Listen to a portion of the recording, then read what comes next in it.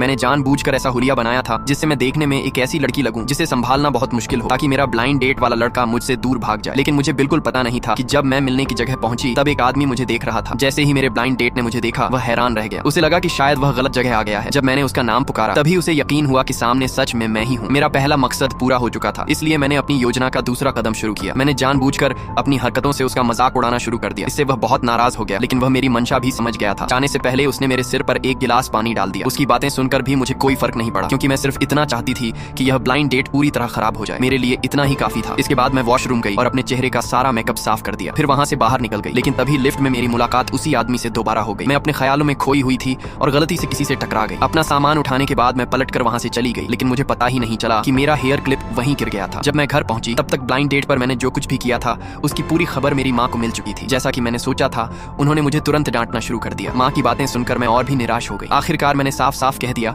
कि मैं परिवारों के बीच होने वाली शादी नहीं करना चाहती। असल में मैं एक बेहद अमीर परिवार में पैदा हुई थी। परिवार के फायदे के लिए मुझे किसी दूसरे ताकतवर परिवार में शादी करनी थी, लेकिन मैं अपनी खुशी की कीमत पर ऐसा करने के लिए तैयार नहीं थी। माँ का विरोध करने की वजह से मेरे सारे पैसे और आर्थिक साधन बंद कर दिए गए। मेरे पास कोई दूसरा रास्ता नहीं था, इसलिए मैंने अपनी सबसे अच्छी दोस्त को फोन किया। उसकी मदद से मुझे एक बड़े सुपरमार्केट में कैशियर की नौकरी मिल गई, लेकिन मुझे इस काम का कोई अनुभव नहीं था, इसलिए ग्राहकों की शिकायतें लगातार आने लगी। इस स्थिति में मैं बस चुपचाप सब कुछ सहने के लिए मजबूर थी। काम खत्म होने के बाद मेरी मुलाकात अपनी सबसे अच्छी दोस्त से हुई। मैं खुशी खुशी उसके पास जाकर उसका अभिवादन करने लगी। उसके साथ खड़े आदमी को देखकर मैंने खुद आगे बढ़कर उसे नमस्ते कहा, लेकिन उसने ऐसा व्यवहार किया जैसे उसने मुझे देखा ही नहीं। वह पलटा और वहां से चला गया। तभी मुझे एहसास हुआ कि यह वही आदमी था जिससे मेरी पहले लिफ्ट में मुलाकात हुई थी। मैं तुरंत उसके पीछे गई और उसके इतने रूखे व्यवहार के लिए उसे खरी खोटी सुनाई, लेकिन बदले में मुझे फिर वही ठंडा जवाब मिला। तभी मेरी सबसे अच्छी दोस्त ने मुझे बताया कि वह आदमी इसी सुपरमार्केट का मालिक है। उस आदमी को दूर जाते हुए देखते ही मेरे दिमाग में अचानक एक बहुत बड़ी योजना आ गई।